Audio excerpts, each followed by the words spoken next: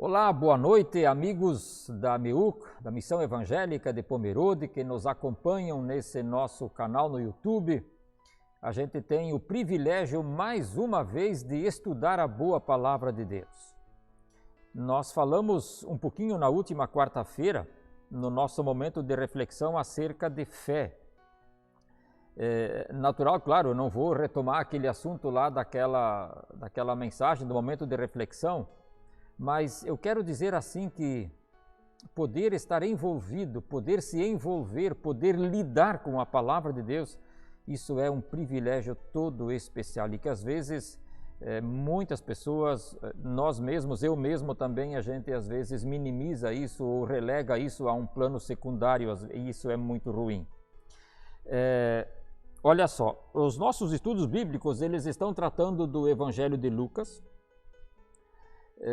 E o Evangelho de Lucas, ele é aquele dos 4 evangelhos que a gente poderia dizer assim, aliás, e pode e deve dizer assim, partindo, por exemplo, de Lucas 1:3, onde o Lucas diz: eu investiguei tudo cuidadosamente desde o começo e depois escrevi um relato ordenado. O Lucas, ele faz aquilo que a gente poderia chamar até de uma espécie de uma monografia ou um trabalho científico, uma pesquisa de campo, e depois ele publica isso. Então esse é o Evangelho de Lucas. E nesse sentido já, esse Evangelho tem algumas diferenças dos outros, porque ele começa de uma forma onde ele junta já aquilo que se diz das coisas lá do começo, das origens, de como começou os tempos, como começaram os tempos do Novo Testamento, e aí ele aponta para a figura do João Batista. Nós já tratamos disso nos últimos estudos. Esse João Batista que a Bíblia chama de precursor. Claro, o Evangelho de Mateus também o menciona, mas o Lucas é o único que fala, inclusive, dos pais do João Batista e do milagre que foi o nascimento dele, exatamente por 2 detalhes, porque a mãe do João Batista, Dona Isabel, era uma mulher estéril e idosa, e então impossível ter uma gravidez. Então, desde ali, o Lucas ele já coloca esse fato do quanto o Evangelho, do quanto o agir de Deus, do quanto a providência de Deus interferindo na história, do quanto isso tudo é especial. Lucas 2, Lucas 2? Lucas 1, 57 a 80, é um texto mais longo que nós temos hoje pela frente. Aliás, os próximos textos serão um pouco mais longos, sim. Ali diz, então, Lucas 1, 57, ao se completar o tempo de Isabel dar à luz, ela teve um filho. Fechou-se o ciclo de 9 meses da gravidez de Isabel. Falamos nos últimos estudos aqui de que a Maria, durante 1/3 desse período da gestação da Isabel, a Maria ficou com a Isabel lá onde ela morava. A Maria saiu da sua cidade em Nazaré, caminhou lá seus 150 quilômetros, foi visitar a sua parente. E um detalhe que tem me impressionado quando eu me debrucei a pensar um pouquinho sobre ele é o encontro dessas 2 mulheres. Eu confesso, eu nunca li nada em nenhum lugar acerca disso, mas eu fiquei pensando na grandeza desse encontro dessas 2 mulheres. Eu diria assim que foi o menor congresso cristão ou religioso que o mundo já viu, e ao mesmo tempo foi o maior encontro cristão ou religioso que esse mundo também já viu. O menor por quê? Porque envolveu apenas 2 mulheres grávidas. Era apenas um grande encontro com 2 pessoas. Mas ele foi o maior evento da história. Por quê? Porque ele conecta Antigo e Novo Testamento. Porque ali estavam juntas 2 das mulheres que geraram, uma gerou o Salvador e a outra gerou o precursor do Salvador.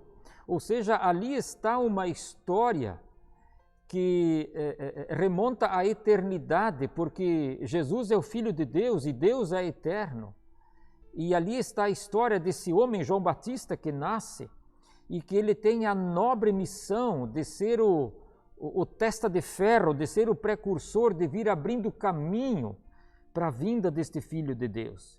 Então eu não tenho dificuldade de dizer que esse foi o menor encontro em termos presenciais de participantes, apenas 2 pessoas, 2 mulheres, em algum lugar anônimo escondido nas montanhas da Judéia, mas foi com certeza o maior encontro que esse mundo já viu em termos de relevância, em termos de significado.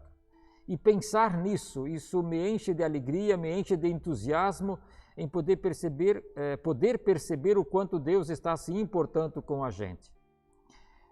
A gente lê isso como se fosse normal, mas não é normal. A gente esquece que tem muitos milagres por detrás dessas 2 histórias que se fundem, por assim dizer, numa história só. E isso tudo deveria nos levar ao silêncio, à adoração e à contemplação. E eu quero motivar você aonde você está, na sua casa, você pegar a sua Bíblia e dar uma olhada também nesse particular ainda, fazendo disso uma conexão com o Salmo 126. O verso 58, ele diz então que seus vizinhos, os vizinhos da Isabel e do Zacarias, seus vizinhos e parentes ouviram falar da grande misericórdia que o Senhor lhe havia demonstrado e se alegraram com ela. Deus havia demonstrado sua misericórdia para com Isabel e ela pôde gerar aquele filho, ela trouxe aquele filho ao mundo. A Bíblia não menciona qualquer problema nessa gravidez. A gente sabe que nas condições modernas de hoje não seria mais tão complicado assim, talvez, pelos recursos médicos que temos, mas naquele tempo só dá para entender isso da perspectiva de que sim, Deus foi misericordioso, sim, Deus estava fazendo uma nova história, Deus sim estava trazendo um novo tempo.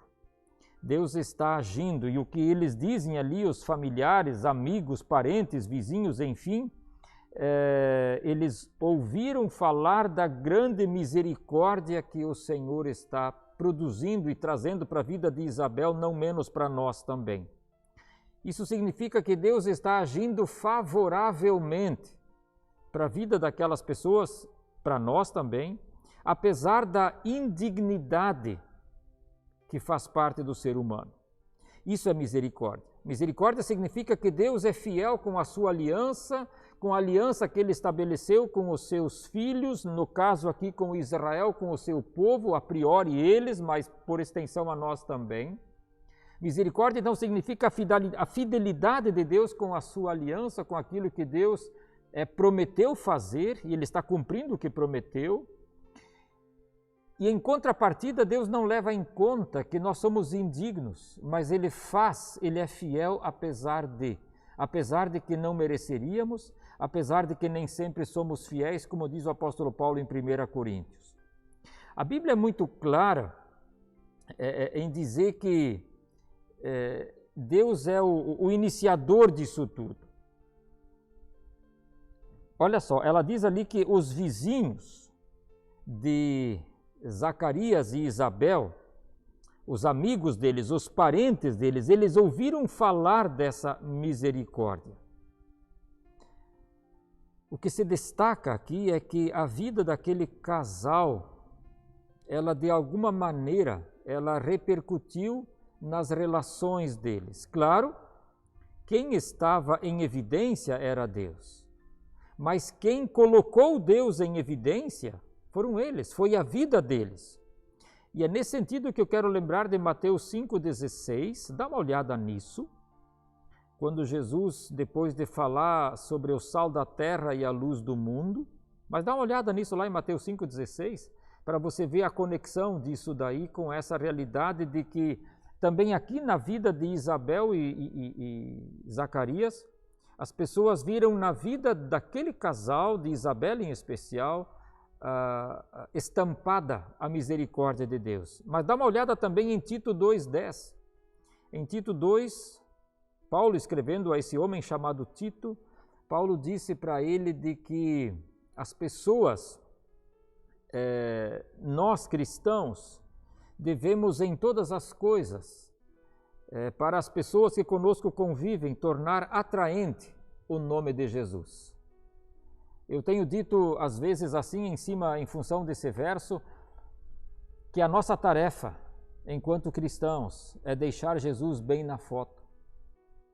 A questão ali, voltando a Isabel e Zacarias, não é que eles fossem louvados, engrandecidos por terem feito alguma coisa fora do comum. A grande questão é o que diz ali, que as pessoas viram a misericórdia do Senhor. Quem foi louvado foi o Senhor. Quem foi engrandecido foi o Senhor. Eles apontaram, a vida deles apontou para o Senhor e não para eles mesmos. Essa é a questão da sua e da minha vida também, não resta a menor dúvida. O verso 59, ele tem uma outra informação, então, ele diz que no 8º dia, então, quando o menino, ainda sem nome, nós sabemos que era o João Batista, mas naquele momento, pelo que dá para entender, ainda o nome não fora dado a ele. No 8º dia foram circuncidar o menino e queriam dar-lhe o nome do pai. Então aqui acontece o quê? O filho do judeu, as crianças judias eram levadas ao templo para serem ali apresentadas. Digamos assim, era uma espécie de ritual de iniciação, e nesse momento essa criança era circuncidada. Era um procedimento que se fazia no membro sexual masculino, se cortava o prepúcio, uma pequena pele que encobre a glande do pênis. Isso era cortado fora como um sinal exterior de que estas pessoas que levam esta marca, elas pertencem ao povo de Deus. Falando nisso, sobre sinal ou sinais exteriores, é muito importante lembrar o seguinte: o povo de Israel, com o tempo, eles passaram a apenas demonstrarem sinais exteriores de seu pertencimento a Deus. E tanto é que vários profetas do Antigo Testamento e o próprio Senhor Jesus, eles tiveram, eu diria assim agora, brigas grandes com esses judeus. Por quê? Porque eles se contentavam com os sinais exteriores. Eles cumpriam algumas regras religiosas, sinais exteriores, e davam-se por satisfeitos. Eu penso que aqui a gente tem uma ponte excelente para falarmos da religiosidade na qual nós estamos envolvidos. Nós nos tornamos ou somos tornados membros em alguma igreja, nós vamos às celebrações cristãs, nós batizamos ou deixamos batizar nossos filhos ou adultos que sejam. Enfim, nós temos muitos sinais exteriores que as pessoas nos olham e elas deduzem ou percebem que a gente então tem uma vida com Deus ou uma vida religiosa. Mas sinais exteriores são apenas sinais exteriores. E a Bíblia fala de que o nosso coração, interessante, a Bíblia usa inclusive a figura da circuncisão. O nosso coração precisa estar circuncidado, ou seja, o nosso coração precisa ter a marca de ter sido marcado pelo Evangelho, pela Palavra de Deus. Então não nos enganemos, queridos, pensando que sinais exteriores nos transformam em filhos de Deus. Sinais exteriores são apenas marcas exteriores, marcas na pele, coisas da aparência. E Deus não se contenta com aparências, isso tem que estar bem claro para a gente. Damos mais um passinho, versos 63 e 64. Ali nós lemos então que a dúvida agora era para saber então exatamente o nome da criança. Pelo que dá para entender aqui do texto, esse episódio acontece no templo. Eu já disse há pouco, o João ainda não era João, o João ainda era um anônimo. E a turma que estava reunida ali junto com eles, eles pensaram que de alguma maneira essa criança deve levar o nome do pai. A gente lembra, o pai estava mudo por um castigo de Deus, castigo do anjo Gabriel, porque o Zacarias tinha duvidado de que a esposa dele poderia engravidar quando o anjo trouxe esse anúncio para ele. Isso você pode conferir nos estudos anteriores, lá ainda do capítulo 1, a partir do verso 11 a gente tem essa história ali, tá ok? Então ali começa essa conversa, como é que vai ser o nome da criança. E diz ali então que o João pede, aliás o João não, né, o pai dele, o Zacarias pede uma tabuinha, se tivesse papel e caneta, ele pediria um papel e caneta, mas isso não tinha naquele tempo ainda.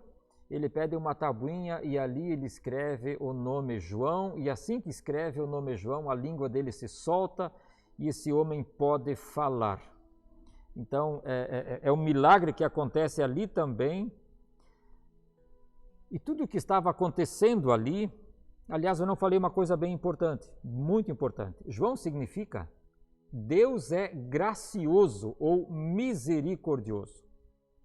Já falamos sobre isso lá quando o nome João apareceu, quando o anjo trouxe esse anúncio, mas aqui a gente tem que retomar isso.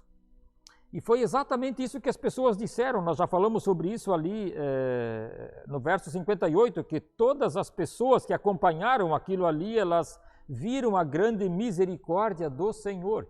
E o nome João significa que Deus é misericordioso. Então as pessoas, vendo os sinais na vida da Isabel, elas, por assim dizer, já deram o significado do nome do filho, mesmo que elas não soubessem disso daí. É muito interessante essa conexão aí. E ali Deus estava então também fazendo o seu projeto de redenção tornar-se real. Deus estava cumprindo a sua misericórdia na vida dessa criança, dando para ele essa identidade de que Deus é gracioso. O Zacarias, já disse, a língua dele é solta, e esse homem, então, logo depois nós vamos tratar disso agora, ele prorrompe, ele solta esse salmo todo, ou essa poesia toda, ou essa adoração toda a partir do verso 68. No verso 66, ainda o finalzinho, diz o seguinte: as pessoas se perguntam então, o que vai ser deste menino? Pois a mão do Senhor estava com ele. As pessoas perceberam que ali tem alguma coisa diferente, ali tem um ponto fora da curva, ali tem uma situação que não é tão natural, não é tão humana assim. E o que se descobre é que isso tudo não é coisa meramente humana, ali tem o dedo de Deus, ali tem a mão de Deus, a mão do Senhor estava com essa família, estava com o pequeno João. A mão do Senhor é uma indicação que aponta para o cuidado, para a providência, para o zelo de Deus, para o fato de que Deus está no controle e está governando todas as coisas. As coisas giram às voltas com a vontade de Deus. Pode parecer loucura, pode às vezes parecer para nós que não é bem assim, mas esse é o fato, essa é a questão. Deus estava no controle, a mão do Senhor estava com ele. A partir de então, versos 67 até o 79, aparece mais um dos 4 cânticos que o evangelista Lucas traz. E esse é o cântico de Zacarias, que está muito linkado e muito próximo do seu tempo de fim de mudez. Ele deixara de ser mudo há poucos minutos atrás, é assim que eu suponho. E vendo tudo aquilo, só tem uma realidade. A Bíblia diz no verso 67, Zacarias foi cheio do Espírito Santo.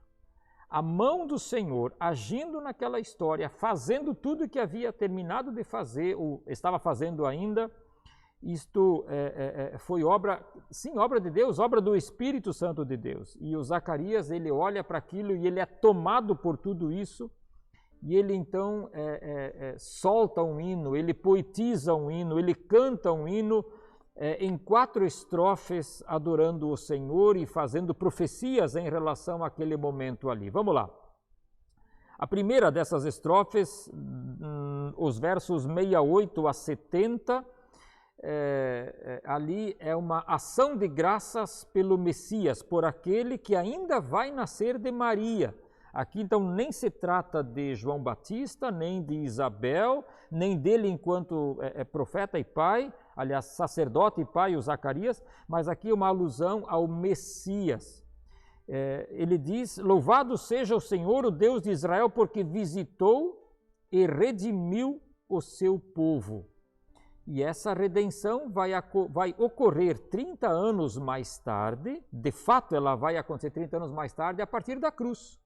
Quando então Jesus ali na cruz, ele disse, está consumado. Isso está lá no Evangelho de João, capítulo 19, essa expressão, está consumado. E ali então Jesus pagou a conta do pecado humano. Só que é interessante, olha, o nosso amigo Zacarias diz, Deus redimiu, ele visitou e redimiu. Ele diz como se já tivesse acontecido. É um olhar profético, é um olhar em fé, dizendo que o agir de Deus já é um fato. Sim, já era um fato, claro, o precursor já estava ali.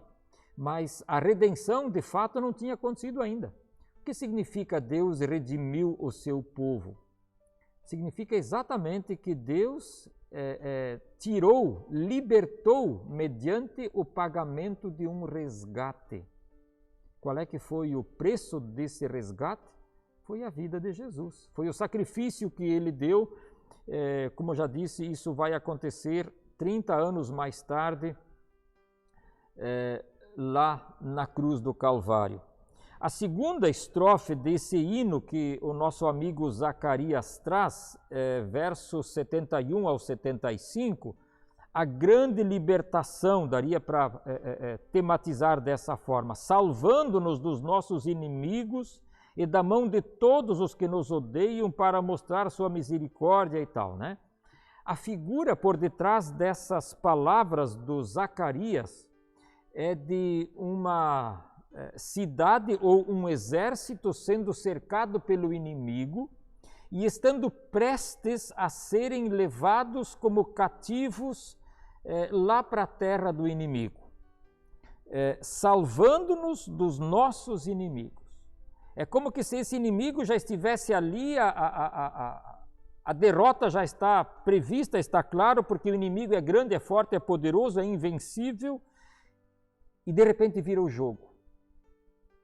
Aparece alguém, aparece uma força maior, aparece uma instância maior, e aquele inimigo aparentemente invencível foi vencido.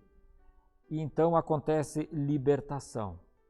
É isso que traz Jesus. É isso que traz Deus. É isso que veio anunciando o João Batista. E é isso que canta, que poetiza o nosso amigo Zacarias. Que Deus nos salvou dos nossos inimigos. O verso 74 ainda expressa que este resgate, essa libertação, ela tem uma espécie de contrapartida. Ele diz então, resgatar-nos da mão dos inimigos para servirmos sem medo. Deus nos resgata para sermos dele, sim, mas Deus nos resgata também com uma tarefa para servirmos a ele ali onde estamos. Nós somos cristãos para servir a Jesus. Essa é a nossa razão de sermos cristãos. Não é para gozarmos simplesmente as benesses do céu e das promessas que estão reservadas para todos aqueles que amam a Jesus. Mas nós fomos salvos para sermos o povo de Deus, para servir a Deus, servir ao Filho de Deus, ao Senhor Jesus. E isso acontece de duas formas, diz no verso 75. Em santidade e em justiça. Santidade aqui não como alguma coisa que nós temos em nós, uma parte santa em nós mesmos, mas aceitando que a condição de salvo em Cristo, ele me dá a sua santidade e leva embora o meu pecado. Ele me dá da sua justiça e leva embora de mim aquilo que de mim ou em mim é condenável. Então, nós somos chamados a servir a Jesus com as ferramentas, com o equipamento, com o potencial que Ele mesmo nos dá, que é a sua santidade e a sua justiça. A terceira estrofe desse hino, então já estamos também aos poucos nos encaminhando para o final do nosso estudo. A terceira estrofe desse hino do João Batista, ou do pai dele, do Zacarias, é versos 7,6 e 7,7. Então ele trata agora do menino que será chamado profeta do Altíssimo, pois irá adiante do Senhor para lhe preparar caminho. Exatamente aqui a figura do precursor. Esse João Batista foi o maior profeta, fechando o Antigo Testamento, foi o maior profeta abrindo o Novo Testamento. O João Batista, ele tem essa figura de encerrar, de virar uma página da história, a página da lei, a página da antiga aliança, e ele tem o privilégio de anunciar que depois dele virá aquele que vai abrir o tempo da graça, inaugurando um novo tempo, uma nova forma de se relacionar com Deus, inclusive. Então, esse é o João Batista de quem estamos falando aqui. Ele é uma espécie de elo que junta duas grandes correntes, Antigo com o Novo Testamento. Dois períodos tão distintos da história. O verso 77 tem uma formulação muito importante que a gente precisa ter clareza sobre ela. Para dar ao seu povo o conhecimento da salvação mediante o perdão dos seus pecados. Muitas pessoas mesmo, elas não têm conhecimento nem da sua condição de pecado e nem da condição de Jesus enquanto Salvador. As pessoas simplesmente não sabem disso.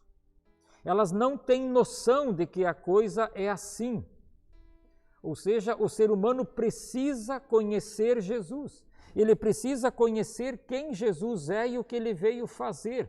E quando eu sei quem Jesus é e o que ele veio fazer, eu vou conhecer a mim mesmo também e saber que eu preciso dele. Por quê? Porque eu tenho uma condição de pecado que é inerente a mim de natureza. Então essa era a tarefa do João Batista também, essa também é nossa tarefa, de que as pessoas que nos conhecem enquanto cristãos, que elas conheçam por meio da gente, como as pessoas iriam conhecer por meio do João Batista, porque ele era aquele que veio pregando o batismo de arrependimento, dando uma espécie de diagnóstico para as pessoas conhecerem quem é Jesus, e ao mesmo tempo quem elas eram e da sua necessidade que cada ser humano tem de Jesus. Essa é a grande tarefa que nós temos como cristãos. E há pouco eu falei antes aqui, de que nós temos uma tarefa de servir a Jesus. E o nosso servir a Jesus vai exatamente nessa direção, que a gente ajude pessoas a que conheçam a Jesus Cristo. Tá ok? E nós vamos ainda para uma última questão. Antes dela, tudo aquilo que nós precisamos saber desse Jesus, para conhecê-lo, nós só temos um lugar, é a palavra dele. E é ali que a gente tem que meter a cara, por assim dizer, é ali que a gente tem que se debruçar e gastar tempo em cima disso. E uma última questão, a salvação messiânica, versos 7,8 e 7,9, quando ele fala mais uma vez das misericórdias ou das ternas misericórdias de Deus pelas quais nos visitará o sol nascente das alturas. Deus nos visitando enquanto ele usa aqui essa expressão sol nascente das alturas. Deus, geralmente, quando visitava ou quando visita, e a Bíblia descreve isso, o seu povo, essa visitação acontecia de duas formas, ou com duas intenções, dois motivos. Ou a visitação era para trazer juízo, algum tipo de penalidade, punição, Mas não é o caso aqui. Aqui Deus está visitando o seu povo para dizer: está vindo um tempo novo. O sol tem a ver com luz, o sol tem a ver com calor, o sol tem a ver com o raiar de um novo dia. Aliás, ele usa essa expressão, nos visitar, o sol nascente. Ele usa essa expressão como que dizendo: está nascendo um novo tempo. Deus quer visitar as pessoas para lhes dizer que pode nascer um novo tempo em sua vida. Eu não sei como você está, o que você está passando na tua trajetória, eu de fato não sei. Mas eu só sei que quando a nossa vida está em Jesus, é tempo de nascer um novo tempo. É tempo de que, como diz num outro lugar no Novo Testamento, se alguém está em Cristo, as coisas velhas estão passando e coisas novas estão acontecendo. Aqui, com a vinda de João, está acontecendo um grande e longo tempo, um longo e grande dia da história, que esse dia ainda não findou. É o dia da graça, é o tempo da graça, é o tempo onde o sol da graça de Deus ainda está brilhando no céu, dando clareza para que pessoas se voltem a Deus por meio de Jesus. E ainda no verso 79, diz que onde é o local da atuação de João Batista para brilhar sobre aqueles, então esse sol nascente, sobre aqueles que estarão vivendo ou estão vivendo nas trevas e na sombra da morte, guiar nossos pés para o caminho da paz. E ainda um pouco acima ele fala, não foi acima ali, mas ele menciona aqui a questão no verso 80, do local onde João Batista vai falar, onde ele vai viver, onde ele vai desenvolver o seu ministério. Bem longe dos palácios, bem longe das ruas badaladas em Jerusalém, o João Batista atuaria no deserto. Viveu no deserto até aparecer publicamente em Israel. Aquele deserto foi a espécie da faculdade ou do laboratório onde esse homem foi forjado para falar desse novo tempo, do tempo das pessoas se voltarem para Jesus, para as pessoas se colocarem sob esse sol nascente das alturas que viria logo depois dele e veio logo depois dele. Diz ali que o menino crescia e se fortalecia em espírito. Deus estava talhando, forjando esse homem para cumprir a sua missão. Nós chegamos assim ao fim de mais esse estudo. E eu desejo que você tenha proveito nisso, que você silencie debaixo dessa palavra, talvez revendo alguma parte, tá bom? Um grande abraço para você.